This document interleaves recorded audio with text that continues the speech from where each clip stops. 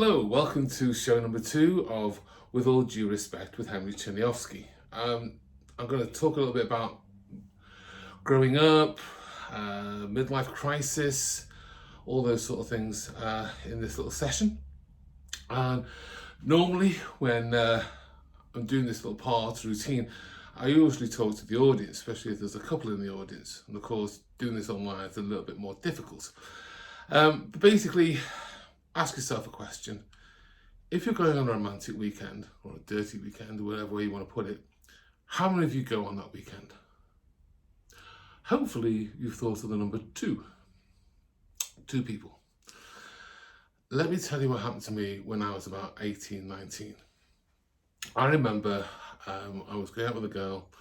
I was living at home and she was also living at home, and we had no time for ourselves, no private time, if you know what I mean, if you get my drift, to do anything. So I hit on the idea. I was very lucky. My father had a boat on Lake Windermere. It's a cabin cruiser. So I asked him, I said, Dad, look, I want to drive up to the lakes. Is it okay if I use the cabin cruiser? Yeah, no problem. As my dad would, 3 seats to the wind half the time. So it was arranged. He said, just remind me. So I did on the Thursday. On the Friday, me and this girlfriend, we went up there. We got there Friday night. Went out for a nice meal. And then we had our quality time together.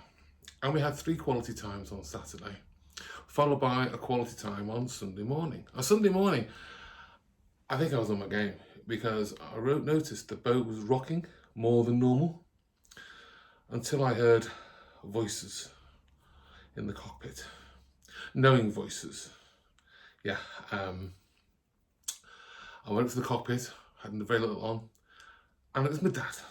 My dad has come up to the Lake District.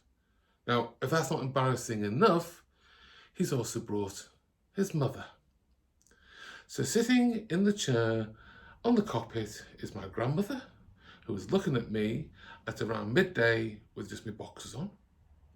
And when she looks past me, she sees a semi-naked girl in the background. Questions are asked. Anyway, I scramble, go upstairs, pull my dad to one side. I said, Dad, what the are you doing? Why are you here? I told you. He goes, oh, I thought you'd like a day out. Yeah, that's what I wanted on my romantic weekend, was to go out with my dad and my gran. I know, it's... but, I think me and girls has been quite a difficult challenge, to be honest. I remember when I was about 18 again, I remember going to the clubs in Liverpool. I'm not sure whether you know the clubs in Liverpool, especially back in the 80s. And I remember going to this club with a mate and went down one of the side roads to this, all I can say was a dodgy bar. It was a dodgy bar. And I knocked on the door and all I can hear is the bolts being opened. And the bouncer comes out and he goes, hey, can I help yous? Blah. For those of you who don't understand Scouse, that is, hello sir, gentlemen, how can I help you? I said, look, is there any way we could come in tonight? And he goes, are any of yous carrying a knife? That means, is any of you carrying a weapon? I said, of course not, I'm not carrying a weapon. What? Of course not. He goes, well, here you are, give it back when you leave. Now, I should have known then this probably wasn't a place for us. And the music playing was Staying Alive by the Bee Gees. Yeah, the omens weren't really good, were they? Anyway, we paid and we went in, and I remember going on, asking a girl to dance on the dance floor with her, and we're having a few dances. It's quite nice, we're having a few dances. I think it was in the middle of the 3rd dance, she stopped me and she went, hey, will you dance to me, mate? And I thought, okay, well, what's going to go on here? I said, yeah, is there any particular reason why you want me to dance with your mate? She goes, yeah, I'm going to go for a shite. Now, 2 things could happen here now. One is you walk away, but I did the alternative. Let's be honest, I'm no Brad Pitt. And there were 3 things in this girl's favour, let's be honest. She was female and breathing, female breathing and talking to me. So I thought, well, you know what? Let's give it another go. So I invited her out to where I lived in Egbert. And she met me, and I have a flat in Egbert, and round the corner was a nice pub, and we went to have a drink. And I said, do you fancy coming back for coffee? She said, yeah, okay. So we went back to the flat and we sat on the couch and we started to kiss. And okay, I held my hands up. Yes, it was probably not advisable, but I went straight for the crotch. And she sat up and she gave me a belt right across the face. And she said, hey lad, I'm not a slag, tits first. So now you know how I met my wife. No, I didn't meet my wife there. That wasn't my wife. Then my wife was picked out. I found the right one. And being a good Jewish boy, I wanted to make sure that my mother would approve. It's what every Jewish boy should do. So I thought I'd play a trick on my mum. And I took two of the girlfriends of mine, two friends of mine, with my girlfriend who I wanted to marry, and took her to my house. And I took them into the lounge, sat them on the settee, and I sat my wife, the one I want to marry, in the middle. I went into the kitchen and I said to my mum, I said, I want you to come in and I want you to tell me which girl of those three in there I'm going to marry.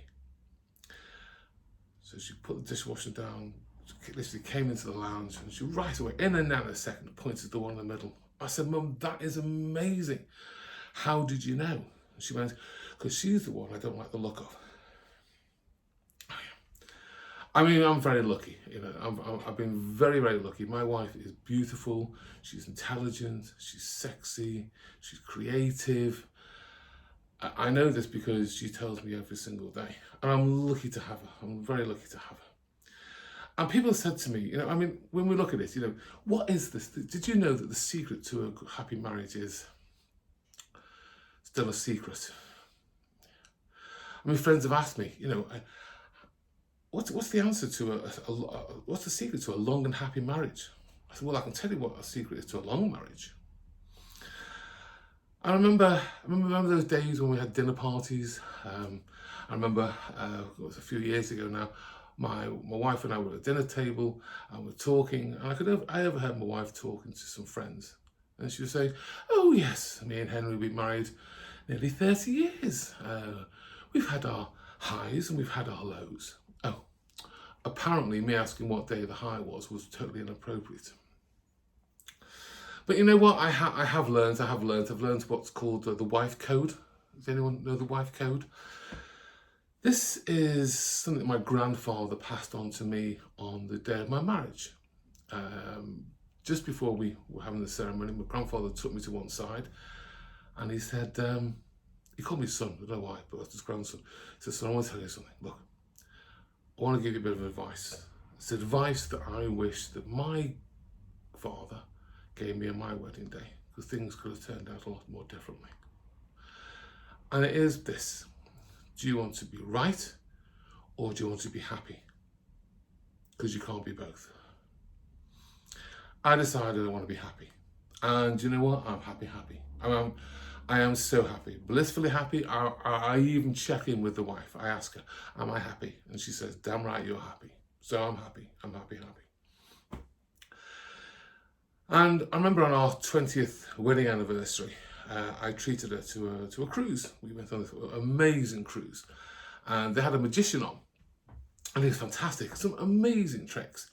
And we were lucky afterwards that we could sit down and we were chatting to him. And I said, look, just to the two of us, I said, tell me how you did that last trick. And he said, look, if I tell you how I did the trick, I'll have to kill you. So I said, well, we'll just tell the wife then. But we have had our ups and downs, let's be honest, like every couple has, you know. And I think one of the major issues was a thing called the menopause in women. I know it's a big thing for women, but it has an effect on men, because it's called men on pause, and that's what happens to our lives while the woman's on the menopause. But I don't know whether you know this, and this is true. You can get a thing called menopausal magnets, called ladybird menopausal magnets, and the woman actually puts them on the front of her knickers, and it's supposed to help the hot flushes. It's supposed to reduce them. It does have a few side effects, I must admit, because every time my wife went past the fridge, she'd stick to it, you know. But she could open the dishwasher with no hands. It's just do a thrust and the dishwasher would open, so it's magical. Issues like restaurants cause a few problems. You know, when we're sitting down at a table and you notice the knives and forks moving towards her crotch, it was like the omen. But during lockdown, I can tell you how bored I was. I actually read an article on menopause, and it said that 8 out of 10 men suffer when women have the menopause. In fact, it said, if I remember rightly, 77% of men found their wives to be more moody. The other 23% of men must have filled it out while their wives were watching them, so they head to their beds. And it also said that 6 out of 10 women admitted that it did affect them. The other 4 were too busy fanning themselves, trying to keep themselves cool. Now, I have an issue with this article, and a woman wrote it called Miriam Ferrer. And I can only assume that she's either, well, she's going to be very young and definitely not attached to anybody. Definitely not with a bloke, definitely not with a bloke. Because her recommendation is that we should be more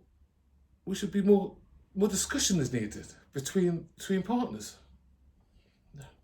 That's the last thing that is needed when a woman is on a menopause, is a conversation. And the survey continued with saying that 1/3 of women said it affected them so much they went around saying fuck you a lot. I personally think that the menopause definitely made my wife more confrontational and irrational. I mean, she'd ask me questions, things like, how are you? I'd ask her, how are you? And she'd go, who wants to know? And then she'd ask me questions I couldn't answer, like, why have you not got cellulite like me? And when they call it the invisible syndrome, it was in our house. And I don't know whether any of you are married to a snorer. I know my wife and I, we both snore. And my wife knows how to stop me snoring. If we're in bed, she will literally bang the side of the bed really hard and then turn over and pretend, when I wake up, and she pretend to be asleep. And I know she's not asleep, because I know by the breathing that she's not asleep, because I know her snore. I don't know whether you know this, but everyone has an individual snore. Everyone has an individual snore. I know this because my girlfriend has a different, completely sounding snore to my wife. The other issue is that her sister, the girlfriend's sister, is quite similar, and that has caused me saying out the wrong names once or twice, which has caused a few problems, I must admit. But anyway, but listen, talking about the girlfriend, she's a lot younger than me. I mean, she's into this experimental sex, threesomes, all sorts. It's just unbelievable. It's a new world to me. But there is an issue that she has a thing called a safe word.